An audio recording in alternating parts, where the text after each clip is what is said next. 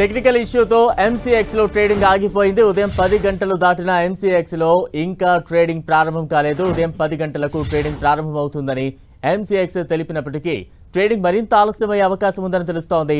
Disaster recovery platform నుంచి trading start చేస్తామని MCX తెలిపింది. ఎంసీఎక్స్ లో కొత్త సాంకేతిక లోపం తలెత్తింది. టీసీఎస్ డెవలప్ చేసిన కొత్త ట్రేడింగ్ ప్లాట్ఫామ్ కు ఎంసీఎక్స్ ఇటీవల మారింది. దీనికి తోడు ఎంసీఎక్స్ లో నిన్న ఆప్షన్స్ ట్రేడింగ్ ప్రారంభమైంది.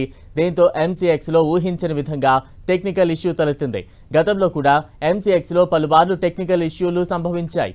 ఈ ఏడాది జూలైలో కూడా ఎంసీఎక్స్ లో సాంకేతిక లోపం తలెత్తగా ఆ సమయంలో గంట ఆలస్యంగా ట్రేడింగ్ మొదలైంది. గత ఏడాది ఫిబ్రవరిలో టెక్నికల్ ఇష్యూతో ఎంసీఎక్స్ తీవ్ర ఇబ్బందులు పడింది. ఆ సమయంలో 4 గంటల పాటు ట్రేడింగ్ ఆగిపోయింది.